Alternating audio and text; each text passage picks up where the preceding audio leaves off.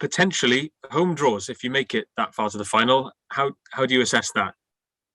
Yeah, I think if you had a wish, you wanted the 2 home games, we had to work hard for one, like I said earlier, and we got the luck of the draw for the second one. So it's the incentives there for us. We'll have 2 packed houses. We've seen the impact the supporters will have and help us in the recent campaign, in the recent qualifiers that we've had. The 2 home games, the stadium was rocking, and we've given ourselves a great opportunity, haven't we? So it's all there to play for.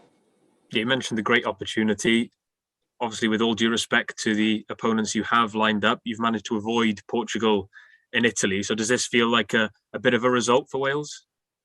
Absolutely. And I had one eye on that as well. I'm not going to lie, because obviously you want to try to avoid on paper, the better teams. And they absolutely are, aren't they? Italy and Portugal are fantastic teams. And that was a shock watching the results unfold while we were on camp, and seeing that they both finished in second place was a shock. But it's good that they've, got together in the same group. So, and again, I'm not being rude to the other teams in that group, not at all, but on paper, it looks like potentially they could get through to the final. They take one of 3 places, and then there's 2 places left for the rest of us to fight for. We've given ourselves a great opportunity with 2 home games. I'm sure the fans will be very excited as well at the prospect of a potential playoff final against Scotland. Is that a mouth-watering prospect for you as well?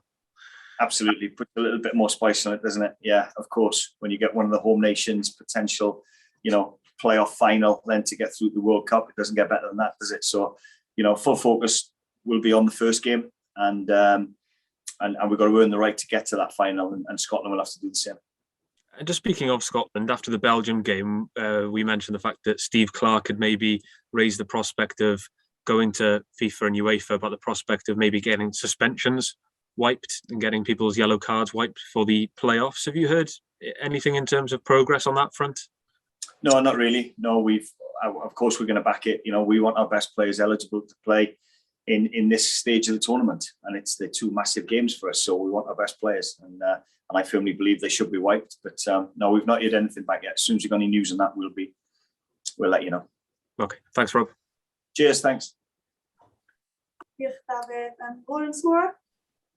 Hi, Rob. How you doing? Good, Lawrence. You? Yeah, very good. Thank you. Very good. Can you take us through what it was like watching that for you? What was it? What were the feelings as the draw was taking place? Yeah, well, you already anticipate in your head the best scenario, and I think, if I'm honest, we got it. And that's no disrespect to the opposition we're up against. I mean, with regards to the home ties, and we managed to avoid, Italy, Portugal, 2 of the strongest teams, for the reasons I've just said there. They're in the same group, which is great for us, because one of those 4 will go through. On paper, again, it could be Italy or Portugal. So that leaves 2 other places for us, and we'll give it absolutely everything with our supporters to make sure that happens. And Austria, obviously, we played them in the 2018 qualifying. They were 2 really tight games, and a bit of Ben Woodburn magic as well, wasn't it, at the Cardiff City Stadium? So we're going to evoke a lot of memories that game.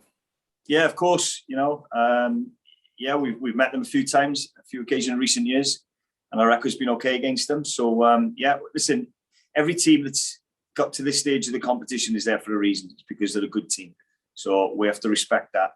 But we know at home, when we've got everybody fit, that we'll be a force to be reckoned with. And like I said, we'll be giving it absolutely everything now to make sure we get through to that final.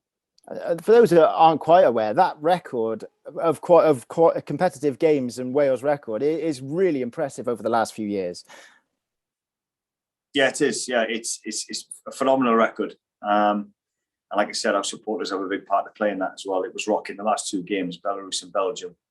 The stadium was rocking. To get 28 and 32,000 in consecutive days within 4 days of each other's credit to the supporters, and we need that again now. Everybody's going to be excited about it. There's going to be a great buzz around the city, around the country as well, and yeah, we're all looking forward to it. And I guess the main thing is then getting everybody fit and ready for March. Yeah, so again, it's you hold your breath, you cross your fingers. I can't have a lot of input, unfortunately, with regards to what they do week in, week out. That's over to the managers and the clubs they're at. So I'll obviously be keeping a close eye on it, and then picking a fully fit squad with the best players in it. And there's still talk, Rob, maybe about your future. Have you discussed that with the FAW? Have you been told that you're in charge for these games? Yeah, well, until I'm told otherwise, I think it's more that. So it's my full focus is on these games now. It's exciting times for Wales, for Welsh football. It has been over the last couple of years. And my full focus now is getting a group of lads together ready for two big games for Wales. Exciting times, Rob. Exciting times. Thanks very much. Absolutely. Thank you. Thanks, Lawrence. And Phil Cadden? Hi, Rob. Can I just get you to confirm Hi, Phil. where will both games be played? Yeah, Cardiff City Stadium. So there'll be no repeat of 1977 and going elsewhere. Oh, we listen. We're still up for discussion. We're pretty certain where we're going to play it at this moment in time. But tonight was just about Phil getting the draw, getting the teams, getting that home draw was really important to us. And then decisions will be made that outside of my my remit as well. That. So if it is Scotland in a final, are you saying there that it could move to the Millennium? No, I'm not saying that at all. Like I said, it was important that we got the home draw. We'll sell both games out, absolutely. You saw what it was like against Belgium, and that's more important for us. It's about creating that atmosphere, getting a full house, and getting that support behind us. But your preference would be Cardiff City Stadium? Yeah, if it's not broke, in my opinion, don't fix it at this moment in time. So, we've had a great experience playing there. Like I said, we've sold it out on the last two occasions. We'll absolutely sell the next two games out, and that will create a great atmosphere for us. Yeah. Will there be any chance that you get to see any of the players between now and March? Yeah, absolutely. Yeah, I'll make sure now that I go out and visit the players. I'll speak to them. If keep my finger on the pulse with regards to their fitness. Sean in the medical team will be doing the same, and Struds as well. We'll be in contact with them and making sure that everybody is fighting fit and ready to go. We can't control everything. We can't control if they get injured at their club, but just being in contact with them and making sure that they're all fit and ready to go will certainly, we'll definitely be doing that. And from a Wales fans' point of view, should they be daring to dream tonight of going to the World Cup finals? Why not? Absolutely, Phil. That's why we've put all this work and effort into this campaign. The boys have been absolutely magnificent and capped it off with two unbelievable performances to go and score the goals that we did against Belarus on a Saturday evening in front of 28,000, and then follow it up with a great performance against Belgium and get the point that we needed and the 4 points to guarantee second place. Why can't we dream? That's what we're here for. We've done it as young boys. Growing up, you always wanted to be a part of a World Cup qualification campaign and a World Cup, and we're 2 wins away from it. Great. Thanks, Rob. Cheers, Phil. Thanks, Phil. Phil Blanche? Hi, Rob. Hi, Phil. If it is to be Scotland in the final, obviously Wales fans with long memories will remember 77 and 85. We'll have a couple of scores to settle, won't we? Yeah, I was born in 74, so you're testing me here. Yeah, of course. But listen, we've got a different squad, obviously, and we've proven in recent years that, like I said, at home as well, especially our home record is phenomenal. So, we'll be just going out full focus on winning that game of football. We've got to get past Austria first, and that's no disrespect to them, but we'll be giving everything to get into that final. And if it is Scotland, then we'll be fully ready for it, Phil. And I know you were very young, Rob, with Anfield 77 and even 85, but both those games were really taken over by Scotland fans. Would you sort of want to see the Scottish numbers limited as much as possible, and there's a real Welsh support in there, as much as can be with the regulations?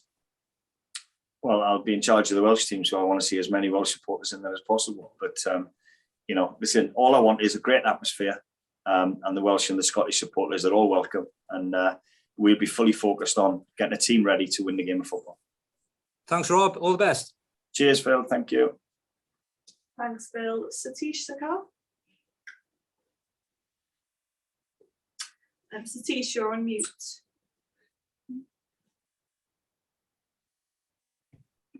Hello, Rob.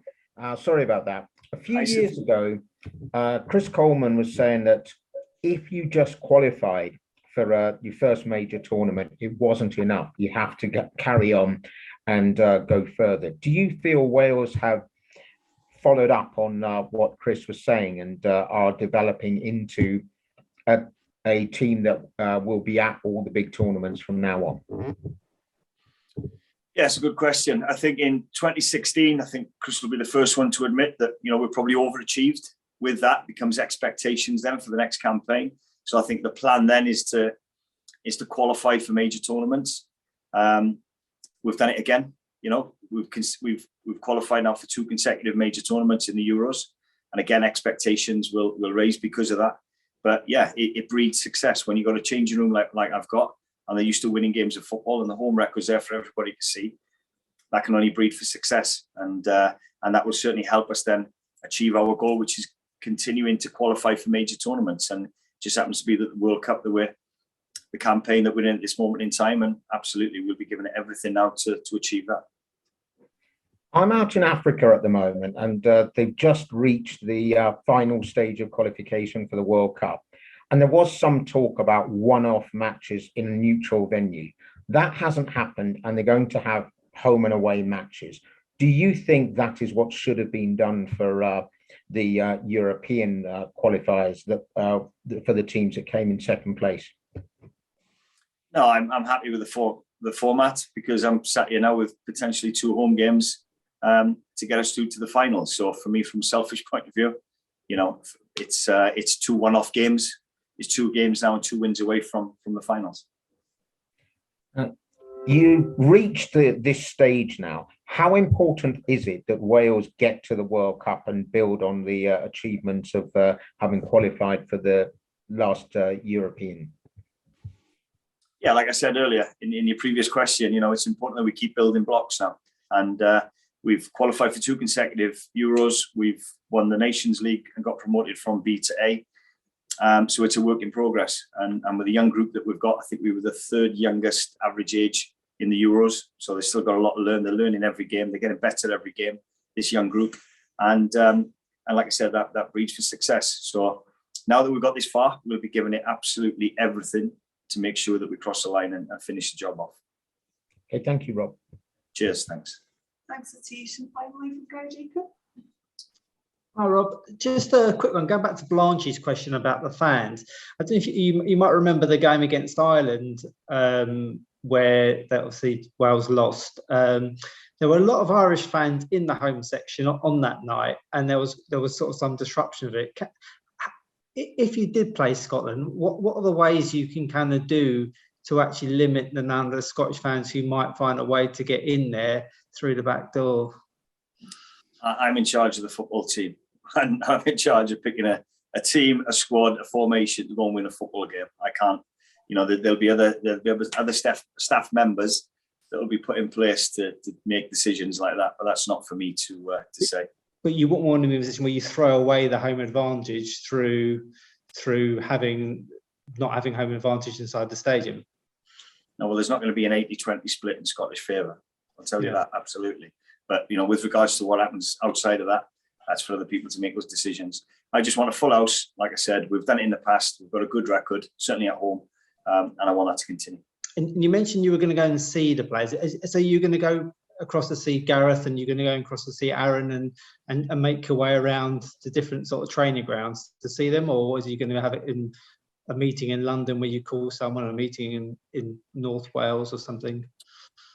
No, well, now you've suggested that, I think it's a great idea for me to go to Madrid and Juventus and Venetia to see Ethan. I think that's important. So, yeah, three great trips. No, I mean, listen, I won't physically get round to every player.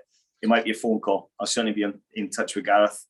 He's the captain, and we'll have a conversation now about the draw. And then, I will go and visit some of the players, but in the main, I'll have contact with them via the phone. Thanks, Paigey. Cheers. Thank you. Thanks, Graham. And one from Neil Moxley. Hello, Rob. Hi, Neil. You okay?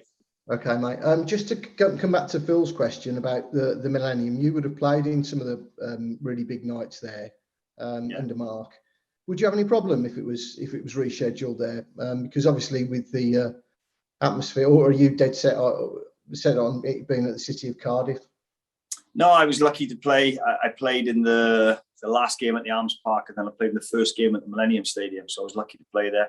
And you're right, we've had some great nights there over the past years. But look, that's not the most important thing at this moment in time. It's we've got 2 home games. I'm not too bothered about where it's played. What I know is our home form with the support that we've got is incredible, and it's important that we continue with that.